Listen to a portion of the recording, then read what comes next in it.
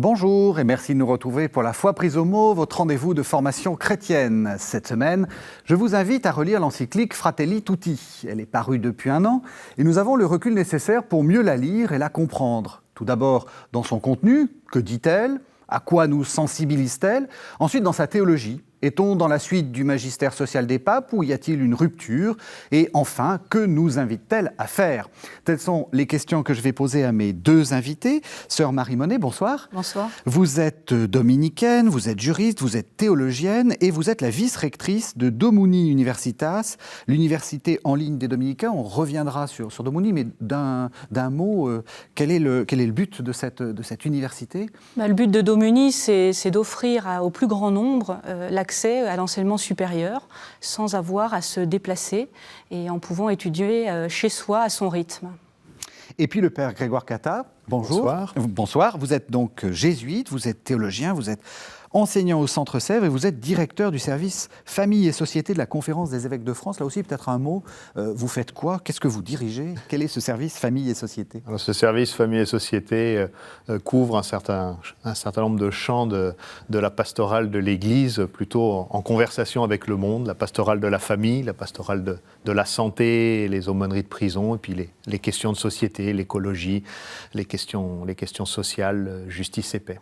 Voilà. Large service. Là, on est en plein dans le... Et donc, c'est un petit peu notre moteur, c'est le fonds de commerce dans ce service, c'est quand même la doctrine sociale de l'Église. Et c'est vrai que l'encyclique Fratelli Tutti, je dirais, dans la diversité des thèmes de notre service, nous réunit pas mal. Justement, vous êtes l'un et l'autre spécialiste de la doctrine sociale de l'Église. Est-ce que ce texte vous a surpris ? On est à un an, c'est vrai que les réactions ont été d'abord, c'est quand même très social, c'est peut-être même un peu, entre guillemets, à gauche, etc. Est-ce que pour vous, c'est vraiment une rupture, ce texte-là ? Non, ce n'est pas une rupture parce que justement, ça s'ancre dans toute la tradition sociale de l'Église, mais qu'on méconnaît souvent. Oui. Et on a tendance à en faire un à côté de l'enseignement de l'Église, alors qu'en fait, cet enseignement social, on va avoir l'occasion, je pense, de le redire, est au cœur de la théologie chrétienne catholique, parce qu'elle est au cœur de l'Évangile.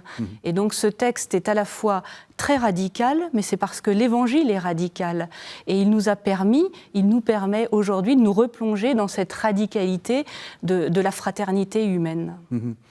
Pareil, là aussi, on a entendu d'abominables clichés.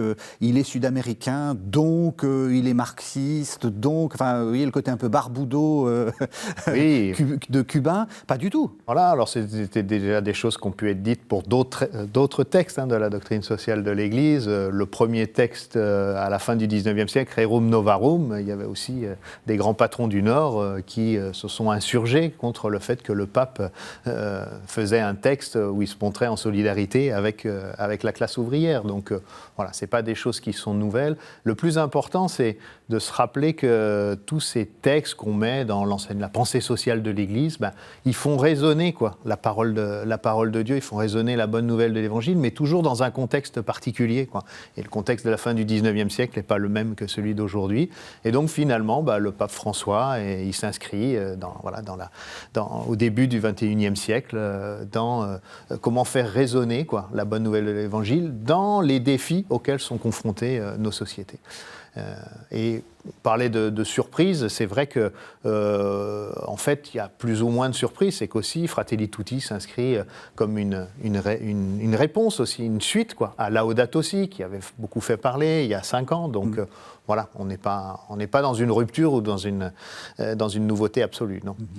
Alors, le texte commence en fait par un constat assez amer. On sent que le pape regarde le monde d'un œil un peu sombre, en particulier ce concept assez étonnant de marginalisation mondiale. C'est-à-dire, on est dans un monde mondialisé et puis en fait, il n'est pas si mondialisé que ça en réalité. Qui ne cesse de créer des marginalités. Oui, c'est ça. Des exclusions et des... Oui. Et pourquoi ? Enfin, qu'est-ce qui pour vous, qu'est-ce qu'il est en train de viser, en fait? Moi, je pense que le pape François est un homme de terrain. Et il est lucide. Il est lucide sur la violence qui habite nos sociétés, nos groupes humains, nos économies. Il est lucide parce qu'il vient d'un pays quand même qui a vécu des crises économiques majeures, donc il connaît bien les répercussions de cette économie mondiale libérale qui profite à certains et qui laisse sur le carreau, comme on dirait familièrement, les autres.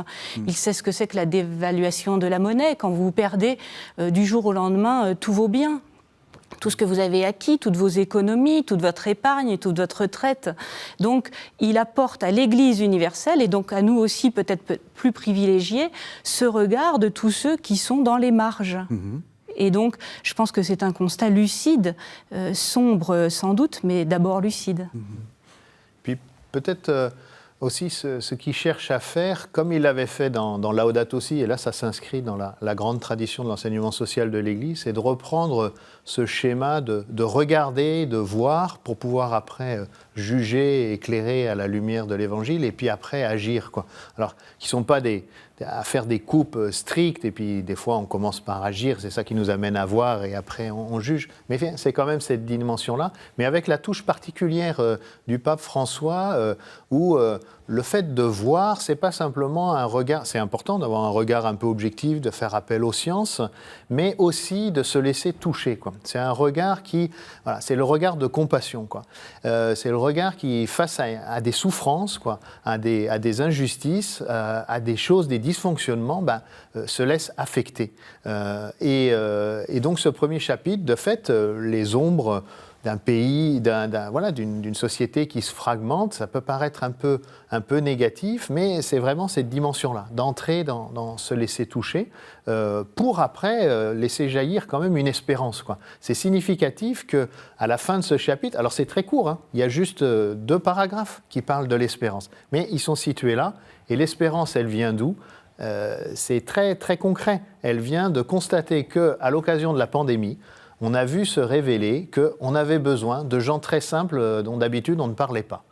Les éboueurs, les gens qui font du soin, les gens qui font le ménage, voilà, toutes ces personnes dont on n'a pas pu se passer et dont on pouvait pas, où on ne pouvait pas télétravailler, ils ont dû continuer à travailler.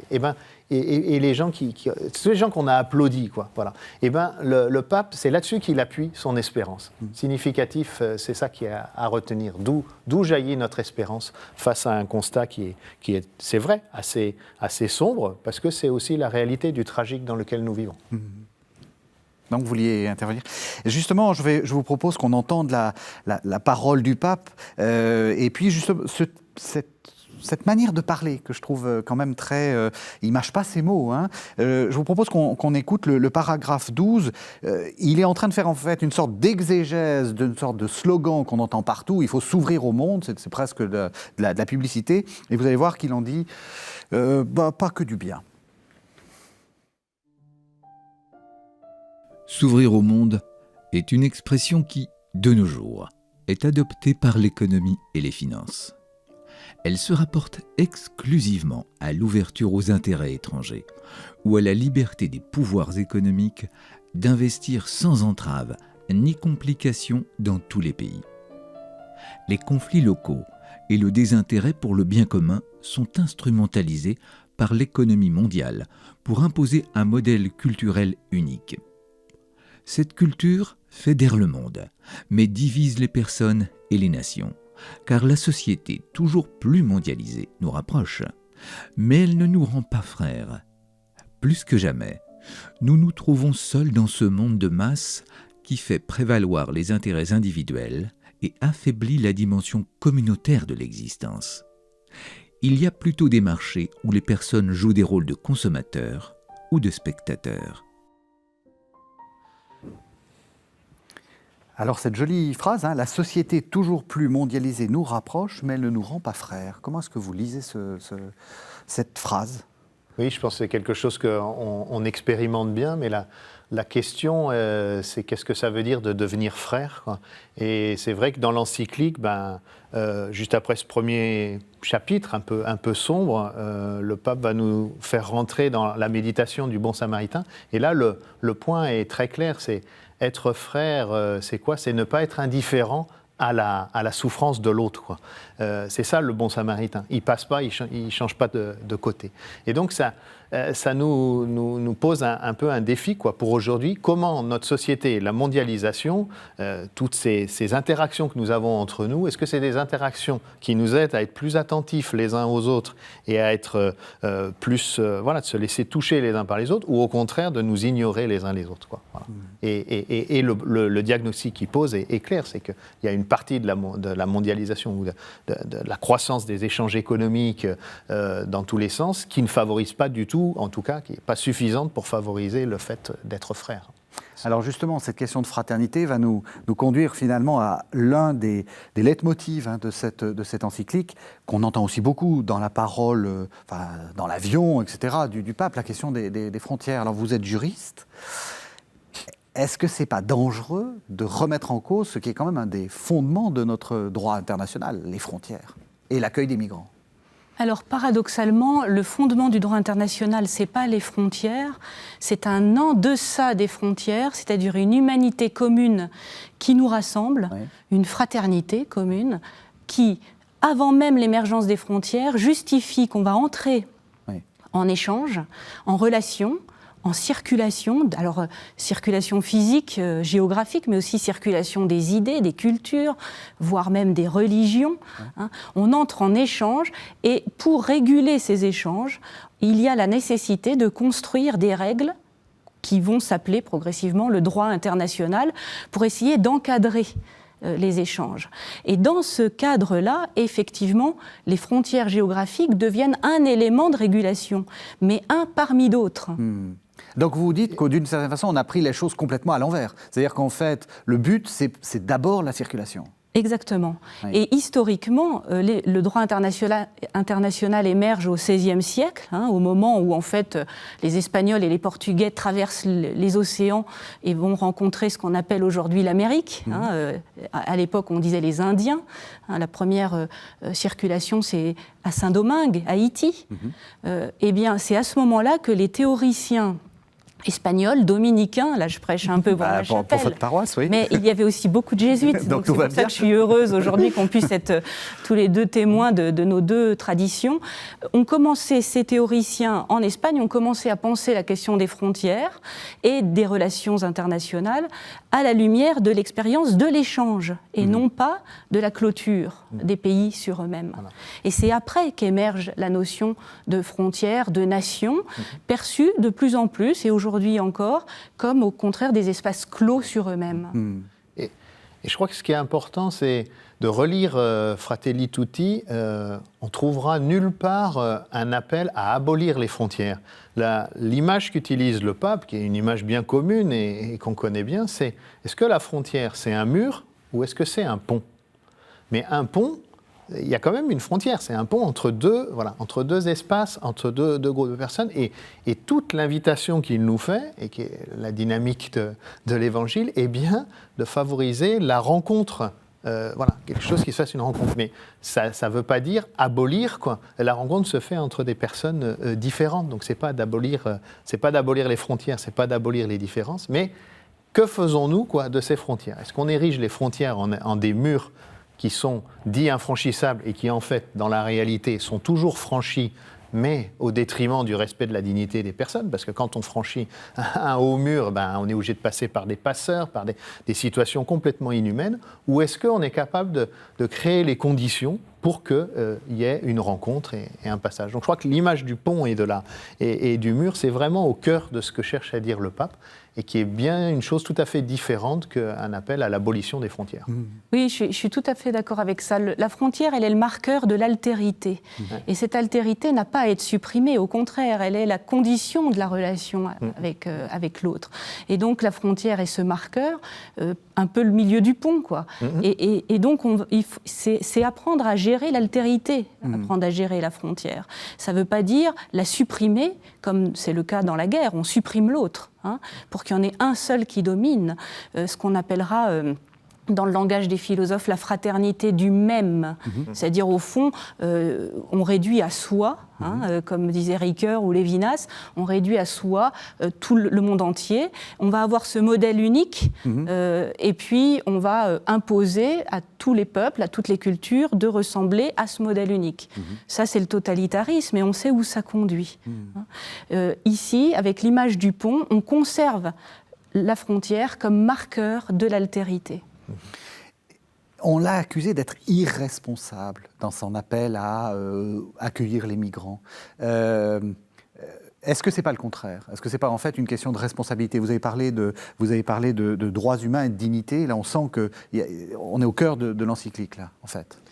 Non, c'est au contraire la plus grande des responsabilités que de reconnaître que tout être humain a en lui ce mystère à respecter, avec très concrètement sa culture, sa langue, sa religion, sa manière d'être. Et la responsabilité du pape est de rappeler l'éminente dignité de chaque personne humaine. Celle des politiques est de gérer, les hommes politiques et les femmes politiques ont à gérer, eux, les flux de circulation et les équilibres au sein d'un territoire donné.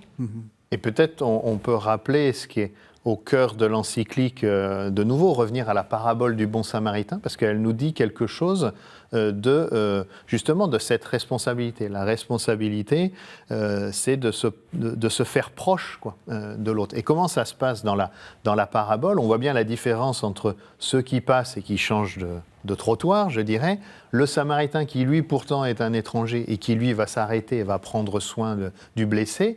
Et puis, je dirais, la responsabilité, elle s'étend parce que le Samaritain, à la fin de la parabole, il va confier le blessé à l'aubergiste, quoi, à une auberge. C'est une institution, c'est un lieu. Il ne peut pas faire tout seul, le Samaritain. Il va même donner des pièces d'argent. Donc, il va utiliser la monnaie. Voilà. Et donc, on voit bien que cette responsabilité, qui est la responsabilité de construire la fraternité, de prendre soin de celui qui est blessé, eh bien, elle s'exerce, elle doit s'exercer non pas simplement au niveau personnel, quoi, au niveau individuel, mais aussi au niveau collectif et au niveau des institutions. Voilà. Et donc la méditation est très forte et très, très puissante dans ce chapitre 2 du Bon Samaritain, parce que ça nous dit ça, quoi. Alors, après donc ce constat amer, après l'ensemble de cette, une sorte de tableau, un peu, comme vous disiez, voir, juger, agir, on sent qu'il y a quelques principes, et un principe qui revient assez souvent, c'est ouvert. Il faut gérer un monde ouvert. On est dans des sociétés ouvertes. Il faut. Alors, on sent. Qu'est-ce que ça veut dire, ça? C'est quoi un monde ouvert? Et il le condamne ou il ne le condamne pas, le pape? Ou il le constate? Alors déjà, je dirais que ce constat amer dont vous parlez, qui est réel, il n'est pas récent. Toutes les sociétés humaines sont fondées, on le voit dans les mythes, qui sont des récits qui ne donnent pas l'explication, mais qui donnent quelques lumières sur l'humanité. Il y a des meurtres. La société romaine, c'est le meurtre, c'est l'histoire d'une rivalité, d'un fratricide entre Romulus et Rémus. Dans la Bible, c'est Caïn et Abel. Donc ça se passe toujours mal. La fraternité, c'est un donné, mais c'est un donné blessé. Et je pense qu'il y a une nécessité de conversion, ce à quoi nous appelle le pape François. Et donc ce passage d'une société close à une société ouverte, c'est l'histoire d'une conversion personnelle et collective. Et je pense que ce mot conversion doit résonner parce que ça ne va pas de soi, c'est pas seulement un programme politique. C'est quelque chose de beaucoup plus fort. Comment construire des sociétés qui ne sont pas fondées sur le sacrifice de quelques-uns? Comment on peut sortir de cette démarche-là? Et soyons très, très concrets. Le sacrifice de quelques-uns, là je fais aussi peut-être allusion à Laudato Si, c'est-à-dire pour assurer, alors c'est très caricatural ce que je vais dire, mais pour assurer une certaine prospérité d'un certain nombre de pays, on épuise des ressources dans des endroits où déjà la pauvreté est extrême. On peut le dire très clairement. Exactement, très clairement. Vous voulez dire quelque chose? Oui, je pense que dans cette dimension d'ouverture, ce à quoi appelle le pape, oui, un monde ouvert, mais en fait, c'est une fraternité ouverte. C'est la manière. Il nous invite à être frères et sœurs, mais dès le début, le premier paragraphe de Fratelli Tutti dit ça, en faisant référence à François d'Assise. Il exprime l'essentiel d'une fraternité ouverte qui permet de reconnaître, de valoriser et d'aimer chaque personne indépendamment de la proximité physique, peu importe où la personne est née ou habite. Et donc, voilà, on voit bien que dans fraternité, on peut avoir une visée de la fraternité qui soit la fraternité du petit groupe, quoi, ou la fraternité restreinte. Ça, oui. Et en fait, ce à quoi nous invite le pape, c'est toujours la vraie fraternité. Voilà, elle est ouverte. Ça veut dire qu'elle nie pas qu'il y a une fraternité réelle qu'on a à construire et qui n'est pas toujours évidente, quoi, au sein de nos familles, au sein de nos groupes. Mais ça doit toujours être une fraternité qui cherche à aller au-delà, quoi, cherche à aller au-delà. Et l'ouverture, elle est de ce côté-là, quoi. Et c'est là où il y a une dimension théologique forte, parce que c'est reconnaître que finalement, la famille humaine, on est tous enfants d'un même père, quoi. Donc c'est quand même vers ça qu'on doit tendre, sans idéaliser. Enfin, on n'y est pas encore, quoi. Voilà. Voilà. Mais donc l'ouverture, voilà. Et alors après, évidemment, les conséquences, ça va être que, il y a certains moments, il va falloir réouvrir des choses qui se sont fermées, quoi. Mais l'ouverture, c'est d'abord la fraternité ouverte, quoi. Exactement, je crois que c'est dit en toutes lettres, la fraternité au sein des familles, du cercle naturel, elle est quasi évidente, bien que l'histoire des familles montre que Et le pape le dit assez souvent, il peut y c'est avoir plus compliqué que ça en a l'air. C'est plus compliqué que ça n'en a l'air, mais l'ouverture à d'autres cercles plus larges, au-delà de la fraternité, j'ai envie de dire génétique, semble beaucoup plus difficile à vivre. Or, il le dit en toutes lettres, le couple et la famille sont invités à s'ouvrir au-delà d'elles-mêmes et à produire du fruit au-delà de leur cercle naturel. Alors moi, il y a une image que j'aime bien, c'est celle de l'adoption. Je suis née dans une famille où il y a plusieurs enfants adoptés. Alors ça m'a toujours conduit à réfléchir à cette question de l'adoption. Vous voyez, on est frères et sœurs parce qu'on a un père et une mère ou une mère commune génétiquement. Ça paraît évident. On est aussi frères et sœurs parce que par la volonté de nos parents, l'un d'entre nous, ou plusieurs d'entre nous, ont été reconnus fils et filles de la famille. Et donc la fraternité s'est créée par la reconnaissance de nos parents. Et puis, quand on regarde dans l'Évangile, Jésus, il est descendant de David, sa généalogie, c'est celle de Joseph qui est son père adoptif. Et puis il y a même 2 généalogies, les 2 sont celles de Joseph.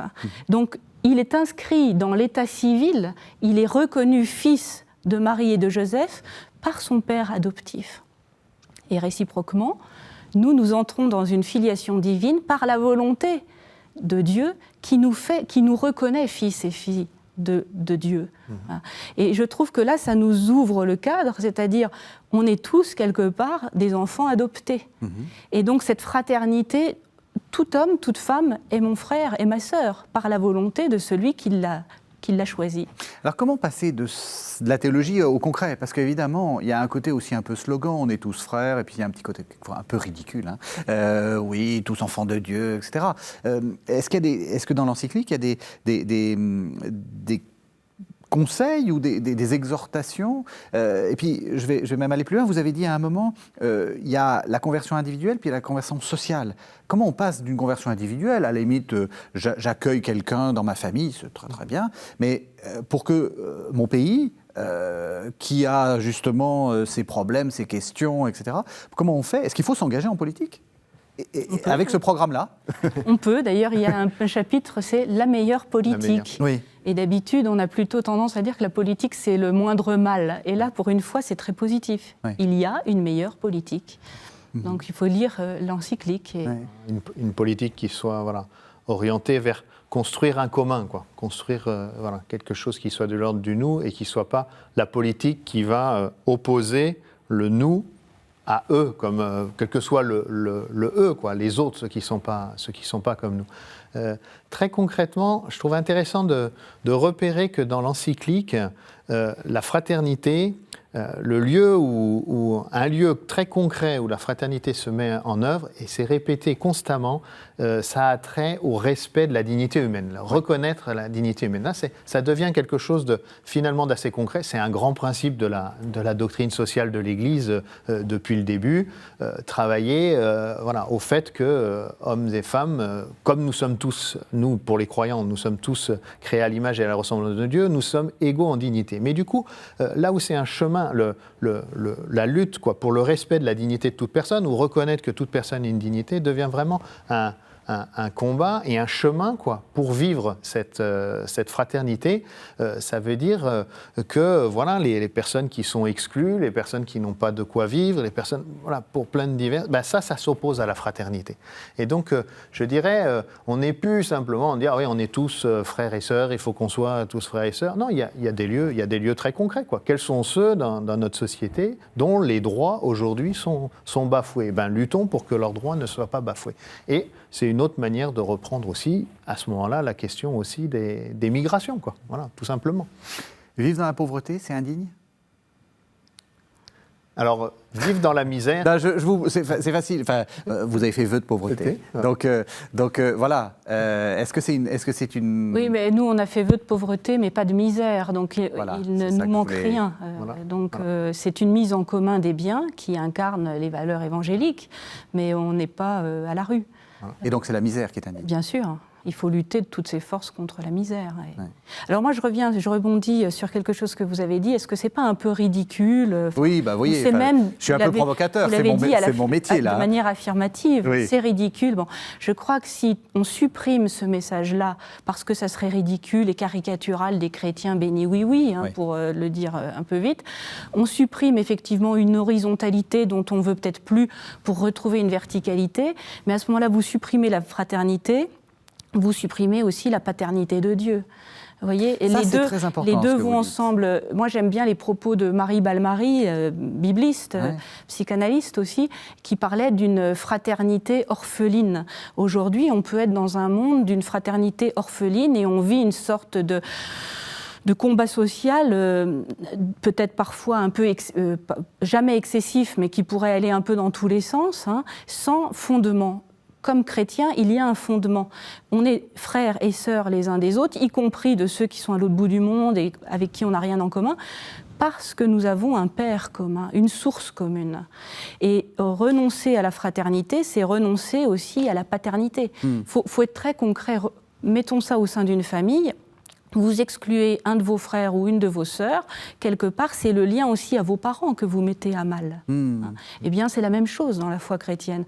Et moi, je trouve que c'est très dangereux de dire que la fraternité soit une option, soit un petit côté ridicule des chrétiens. C'est renoncer au cœur de l'évangile. On ne peut pas renoncer à la fraternité au nom d'une sorte de rapport moi et mon Créateur. Voilà.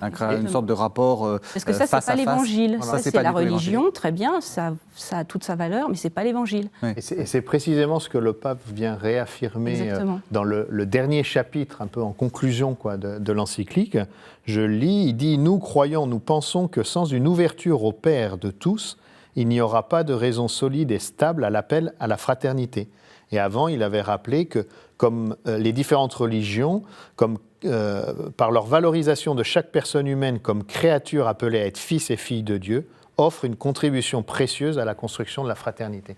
Voilà, je crois que ces mots qu'on trouve à la fin de l'encyclique viennent rééclairer finalement tout ce qui est dit avant, où dans ce fonctionnement d'une encyclique sociale qui est en dialogue avec le monde ne vient pas toujours mettre des arguments explicitement théologiques, mais en fait qui sont traversés et au travers de toute cette mise en œuvre de cet appel à la fraternité dans la politique, dans l'accueil des migrants, dans le dialogue, dans la lutte pour la paix, eh bien c'est toujours ça qui est en jeu, qui est d'avancer dans cette fraternité, qui est une reconnaissance que nous avons un Père commun, qui fait de nous des fils et des filles adoptives, et donc des frères et sœurs, on peut dire en Jésus-Christ, pour nous qui croyons en Jésus-Christ. Enfin, voilà, on peut rassembler tout ça et passer de l'affirmation théologique un peu générale, comme vous le disiez, là, on lui donne du concret dans cette encyclique. Alors, on lui donne du concret, on va entendre le paragraphe 168, où là aussi, le pape vise quelque chose d'extrêmement précis, c'est un dogme de foi néolibéral. Le marché à lui seul ne résout pas tout, même si, une fois encore, l'on veut nous faire croire à ce dogme de foi néolibéral. Il s'agit là d'une pensée pauvre, répétitive, qui propose toujours les mêmes recettes face à tous les défis qui se présentent. Le néolibéralisme ne fait que se reproduire lui-même, en recourant aux notions magiques de ruissellement ou de retombées, sans les nommer, comme les seuls moyens de résoudre les problèmes sociaux. Il ne se rend pas compte que le prétendu ruissellement ne résorbe pas l'inégalité, qu'il est la source de nouvelles formes de violence qui menacent le tissu social. D'une part, une politique économique active visant à promouvoir une économie qui favorise la diversité productive et la créativité entrepreneuriale s'impose pour qu'il soit possible d'augmenter les emplois au lieu de les réduire. La spéculation financière, qui poursuit comme objectif principal le gain facile, continue de faire des ravages. D'autre part, sans formes internes de solidarité et de confiance réciproque, le marché ne peut pleinement remplir sa fonction économique. Aujourd'hui, c'est cette confiance qui fait défaut. Alors voilà, on a donc une déclaration contre le marché. Le marché à lui seul ne résout pas tout. Est-ce que la position du pape est politique quand il dit ça? Est-ce qu'il est en train de se classer d'un bord à l'autre de l'échiquier? Ou est-ce que... Parce que c'est vrai souvent on a confondu libéralisme, néolibéralisme ou je ne sais pas quoi avec des positions politiques précises. Est-ce que le pape fait de la politique? Enfin, oui, il fait de la politique. Alors, il fait forcément de la politique, mais pas de la politique politicienne, pas de la politique partisane, mais la politique au sens que la politique, c'est ce qui permet de construire la police, quoi, la ville, la société, quoi, le vivre ensemble. Et ça, on peut pas y échapper. Et c'est bien au cœur de notre foi chrétienne aussi de s'engager là-dessus. Alors simplement. Ce qui rappelle sur le marché, c'est le marché néolibéraliste, c'est pas des choses très nouvelles dans la doctrine sociale de l'Église, c'est simplement de rappeler que le marché n'est pas une fin en soi, quoi. Voilà. Que la finalité, c'est le bien commun, quoi. C'est ce qui va aider les hommes et les femmes, quoi, à vivre ensemble, quoi, et à construire ce commun. Et de fait, toutes les questions, toute la répartition des biens et des services, tout ne peut pas se régler simplement par la loi du marché. On voit bien ce qui se passe au niveau de la santé, par exemple. On ne peut pas simplement dire, par la loi du marché, il y a ceux qui peuvent payer, ils seront soignés, ceux qui ne peuvent pas payer ne seront pas soignés. Ben non. Et dans nos pays, c'est bien ce qu'on fait, c'est bien ce qu'on a vécu pendant le temps de la pandémie, et en même temps, c'est bien les questions qui se posent quand on voit la répartition des vaccins, quels sont les pays qui réussissent à avoir des vaccins ou autres. Voilà. C'est ça. Donc, dans cet appel, c'est pas un rejet du marché, c'est simplement resituons les choses dans leur ordre et en quoi. Pour certaines choses, pour la location de certains biens, peut-être que le marché est très bien. Pour répartir les téléphones portables, c'est peut-être très bien d'utiliser la loi du marché. Peut-être que pour l'éducation ou la santé, il faut penser différemment. Il y a beaucoup de phrases sur ce qu'il appelle le populisme. C'est quoi le populisme ? Le populisme, c'est la caricature de la démocratie. C'est-à-dire qu'au lieu de chercher l'adhésion du plus grand nombre pour essayer de construire ce consensus sur lequel une société va avancer, progresser, on va essayer de dire ce que les autres ont envie d'entendre pour être élus, simplement. Donc dans le populisme, il y a une perversion de la parole, de la voix, et donc on va quelque part créer ce déficit de confiance aussi envers la capacité du politique à résoudre, à trouver des solutions pour que la société progresse. Donc le populisme conduit tout droit à la désespérance et au désespoir. Voilà. Pour que quelques-uns s'imposent, on va justement, paradoxalement, générer la désaffection de la sphère commune. C'est intéressant ce que vous dites, parce qu'on voit bien que dans cette encyclique, vous avez dit quelques-uns, on sent bien qu'il y a vraiment un discours qu'il tient en permanence, c'est tous contre quelques-uns. Enfin, je veux dire, promouvons le collectif, la fraternité, l'inclusif. Homme-femme, par exemple. Voilà, c'est ça. On aurait pu dire aussi, ça a été signalé, quand l'encyclique est sortie, tous frères, on aurait pu dire tous frères et sœurs. Ça aurait peut-être été aussi plus explicitement... Ah, vous iriez encore plus. Mais ça aussi, c'est vraiment une idée du pape. C'est-à-dire, le problème, c'est l'accaparement, c'est l'oligarchie, c'est le petit nom. L'accent de l'encyclique, c'est le touti. Bien sûr, c'est la fraternité, mais c'est le touti, c'est le tous, c'est la communauté universelle. Ouais. Moi, il y a quelque chose qui m'a frappée dans le texte qu'on vient d'entendre, c'est la dernière phrase. Ce qui fait défaut, c'est la confiance. Oui, oui. Et je crois que c'est ça qui est au cœur du message, c'est comment construire une société fondée sur la confiance. Et on sait aussi que la confiance, c'est la base du commerce. C'est la base des échanges. C'est donc la base de la monnaie. De la monnaie. La monnaie n'est rien d'autre qu'un échange. Et donc une confiance. Et on sait très bien que quand on perd la confiance, les marchés s'effondrent. Donc la voix du pape, elle porte en deçà, encore une fois, de la politique effective, pour rappeler que c'est cette confiance qui est à construire. Et ça sera bon aussi pour le business. Pour être clair. Oui. Les hommes d'affaires le savent. Quand on parle à des chefs d'entreprise, ils savent très bien que tout repose sur cette confiance. Et quand il y a une crise, les gens retirent leur argent tout de suite des banques, les banques s'effondrent et tout s'enchaîne.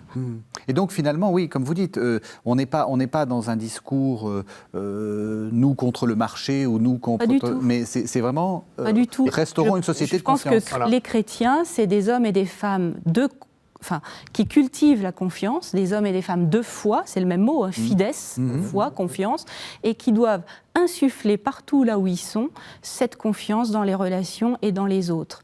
Et ce faisant, paradoxalement, c'est excellent pour l'économie. Et c'est vrai que ce qui est reproché, à ce qu'on met sous le vocable de populisme pour le pape, c'est pas du tout qu'on valorise la dimension de peuple, parce qu'au contraire, c'est ce qui l'encourage, Et puis il fait ça avec son arrière-fond argentin, sur lequel le mot peuple, pour lui, est très positif, Pour nous, évidemment, dans notre contexte, dans un contexte peut-être français, occidental, on sait que le mot peuple a été manipulé, utilisé, donc on n'est plus prudent.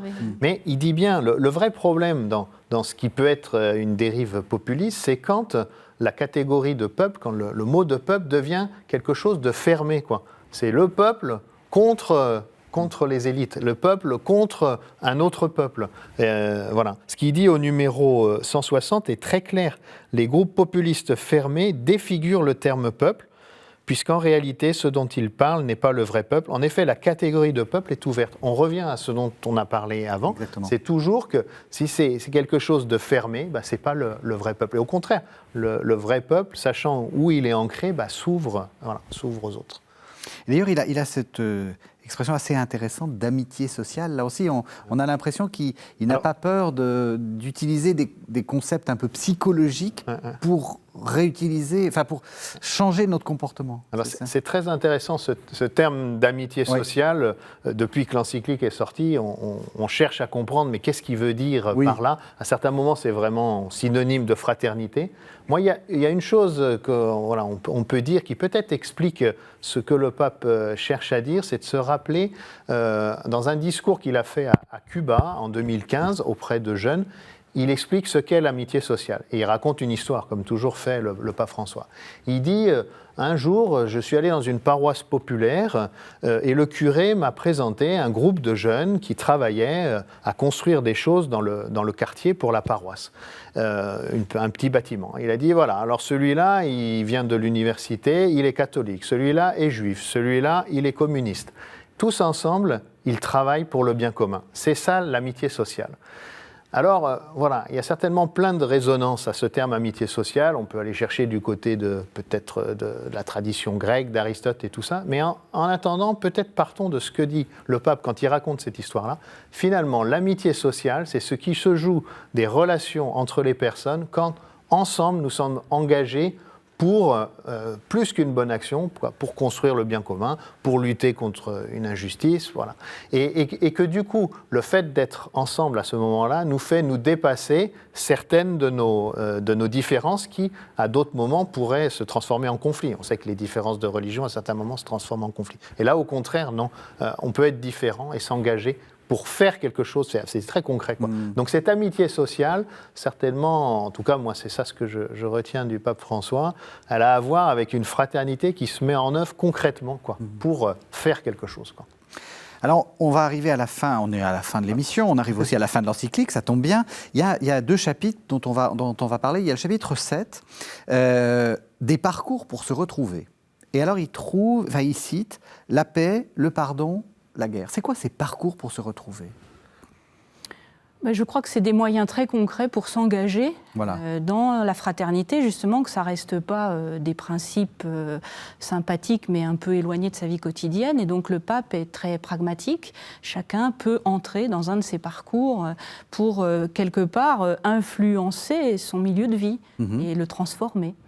Alors pourquoi ça ? Pourquoi paix, pardon, guerre ? Est-ce qu'il y en a, il faudrait rajouter justice. Et il y a justice, oui, vous avez raison. Il y a justice, c'est très important parce que, justement, dans ce chapitre-là, il va travailler, puis on voit les citations qu'il fait, il parle de situations dramatiques dans le monde. Et, voilà, il ne parle pas simplement d'un petit conflit à l'intérieur de la famille, mais de ces lieux du monde où les gens se sont entre-déchirés parce que d'ethnies différentes, parce que de religions différentes. Voilà. Et comment la société peut se reconstruire, et reconstruire une paix durable. Il dit bien que le chemin, il y a quelque chose d'une nécessaire réconciliation, peut-être d'un pardon, mais on ne va pas tout de suite au pardon. En tout cas, le pardon n'est pas le fait de passer de faire un saut au-dessus de l'étape de la justice, c'est-à-dire reconnaître le mal qui a été fait, avancer, faire la vérité sur ce qui a été fait, et après, voilà. Et se pardonner, c'est pas simplement mettre un coup d'éponge sur la souffrance et sur le mal qui a été fait. C'est le reconnaître et le dépasser. Donc tout ce chapitre-là, et c'est un chemin pour la fraternité, je pense est assez intéressant et assez à travailler parce que ça nous fait sortir peut-être aussi d'un certain idéalisme, d'un certain idéal ou un peu un monde bisounours au sujet du pardon. Non, là on est dans le réel, mais du coup on associe pardon, justice, pardon pour une paix en profondeur. Est-ce qu'il y a un thème qui vous a particulièrement frappé ? Parce qu'on arrive à la fin de l'émission et j'aimerais qu'on termine sur le dernier chapitre qui est les religions au service de la fraternité. Et ça, c'est vraiment important. Mais est-ce que dans tout ce... ou qui vous a surpris, quelque chose qui vraiment... Ce qui m'a surprise, c'est quand même l'omniprésence de la question des migrations, qui est comme emblématique de cette fraternité à laquelle nous sommes comme chrétiens appelés. Et donc, le pape François y revient sans cesse. On le sait déjà depuis le début de son pontificat, puisque son tout premier déplacement, c'était à Lampedusa. Mais il y a quand même quelque chose à entendre, qu'on veuille ou non s'engager pour l'accueil des migrants, qu'on soit plus ou moins heurté par cette problématique. Il y a vraiment quelque chose à lire et à recevoir en tant que magistère de l'Église catholique. Et du coup, et c'est vraiment intéressant, c'est quoi ? C'est une sorte de cas pratique spirituel ? Enfin, vous voyez ce que je veux dire ? Ou de cas pratique presque théologique ? C'est-à-dire à l'aune dont vous traiterez les migrants. Ce que tu feras dans ta relation aux migrants et à l'étranger dit quelque chose de fondamental de ta relation non seulement à tous les autres, mais au tout autre, à Dieu lui-même. Et alors du coup, c'est dans quel... Enfin, je veux dire, quel est le conseil du pape ou l'ordre, je ne sais pas, du pape ? C'est accueillir les migrants, favoriser les migrations. Parce que c'est quand même un sujet très très polémique, surtout dans nos démocraties occidentales. On est dans un perpétuel, puis en plus on est en France bientôt dans des calendriers, mais c'est pareil en Belgique, c'est pareil en Suisse. On est dans des calendriers électoraux et ça va devenir quelque chose de très un point névralgique des débats. Eh bien, je pense que son message central, c'est lever les peurs. Il l'a redit encore très récemment dans son tout dernier voyage en Hongrie. Oui. C'est lever les peurs vis-à-vis de la migration. Il n'a jamais dit ouvrez les frontières, plus de politique migratoire. Il n'a jamais dit ça.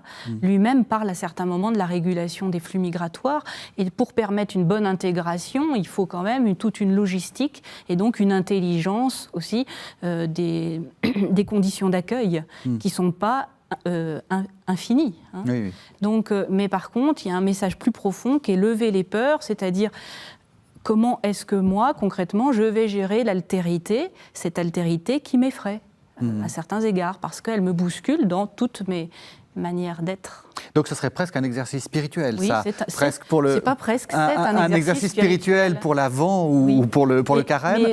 Mon rapport à l'étranger. À l'autre. Oui. Et ça peut être la figure de l'étranger. Là, c'est omniprésent dans une encyclique sociale, mais c'est le rapport à l'altérité, homme-femme, par exemple, dans les relations humaines ordinaires. C'est le rapport entre les générations.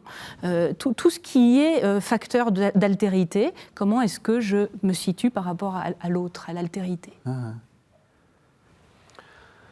Je rebondirai sur un autre sujet aussi important dont on a peu parlé, que j'avais évoqué un peu au tout début, et qui est quand même cette articulation. Le pape François a tout un enseignement, et on ne peut pas parler de Fratelli Tutti sans se rappeler que ça vient après Laudato Si, quoi.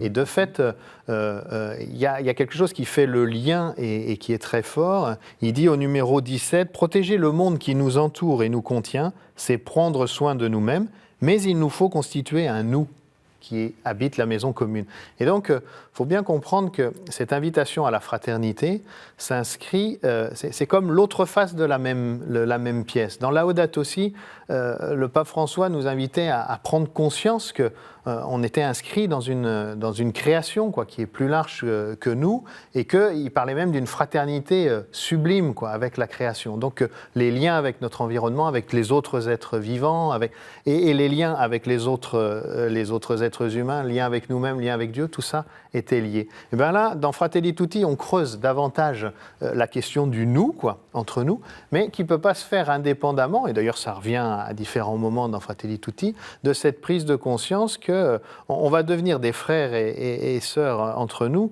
si ensemble on prend soin aussi de l'environnement dans lequel on vit, quoi. Et que tout ça se fera finalement en reconnaissant, voilà, une dimension qui nous dépasse un peu, et c'est l'ouverture à la transcendance.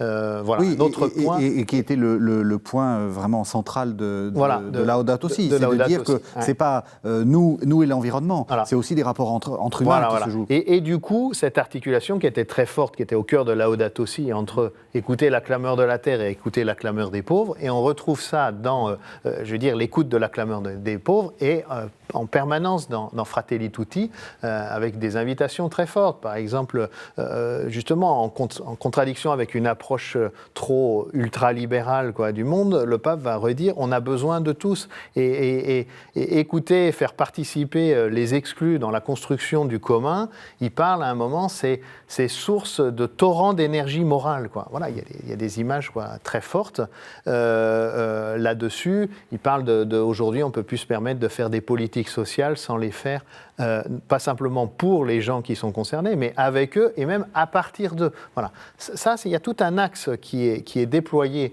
de ce point de vue-là, qui rejoint, voilà, le grand principe de la doctrine sociale de l'Église, qui est l'option préférentielle pour les pauvres, mais sur son mode, pas simplement faisons attention aux pauvres et aux exclus, mais donnons-leur leur place, parce que sinon c'est eux qui vont nous conduire, quoi. C'est eux qui nous conduisent au royaume de Dieu. C'est évangélique. Et en fait, on arrive justement à ce chapitre 8 qui s'appelle « Les religions au service de la fraternité ». Ce que François montre, et c'est ce que vous avez aussi dit, sœur Marie Monet, c'est que la fraternité, c'est pas une option. C'est pas en plus. C'est pas un truc parce qu'on est bien gentil et on est bien religieux. Alors on se dit on va s'occuper. Ça fait partie de la religion d'une certaine façon. C'est au cœur de l'Évangile. Oui. Et c'est au cœur. Il y a une dimension verticale évidente, et puis il y a une dimension horizontale, et on voit bien que ça constitue le mystère pascal et la croix. Donc on peut très symboliquement se rappeler que ces deux dimensions sont non seulement compatibles, mais aussi absolument nécessaires l'une à l'autre. Est-ce que vous êtes d'accord ? On arrive à la fin de l'émission. Et je le remettrai de nouveau avec les mots du pape, parce qu'il y a des images très parlantes. Il parle au tout début de l'encyclique, il parle de François d'Assise, et il parle de la saveur de l'Évangile. La fraternité, c'est la saveur de l'Évangile. Et à la fin, dans le dernier chapitre, il parle de la musique de l'Évangile. Si la musique de l'Évangile cesse de vibrer dans nos entrailles, nous aurons perdu la joie qui jaillit de la compassion, tendresse qui naît de la confiance. Si la musique de l'Évangile cesse de retentir dans nos maisons, sur nos places, la mélodie qui nous pousse à lutter pour la dignité de tout homme et de toute femme sera perdue. Et voilà, la fraternité et toute cette encyclique a à voir à mettre en œuvre la musique de l'Évangile, la saveur de l'Évangile. Voilà.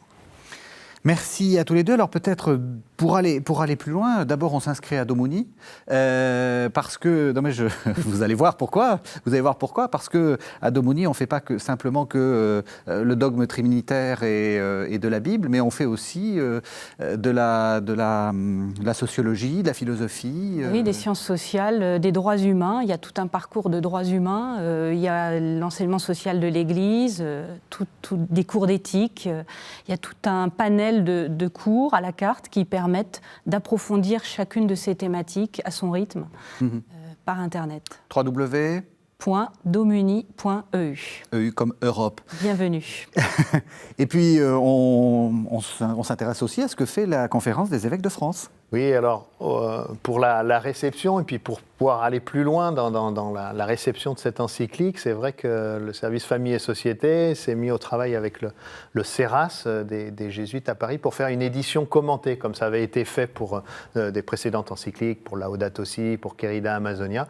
Et donc, voilà, elle est, je dirais, sur les presses, cette édition commentée avec des introductions pour chaque chapitre, des commentaires de certains passages, voilà, et puis quelques textes complémentaires, l'encyclique vue depuis l'Afrique ou vue depuis l'Amérique latine.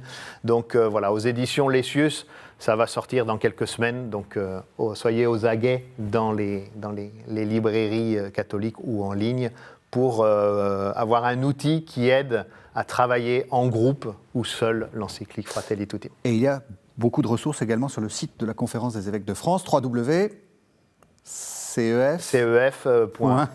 Et puis alors du coup aussi, il y a eu un petit moment d'hésitation, mais on va y arriver. Et sur le site pour la doctrine sociale de l'Église, qui est aussi en partenariat avec la Conférence des évêques,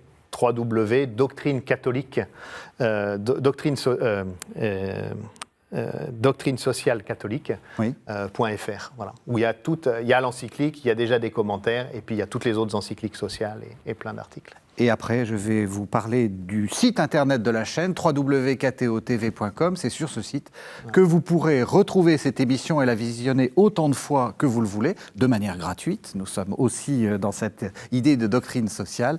Merci beaucoup de nous avoir suivis. On se retrouve la semaine prochaine.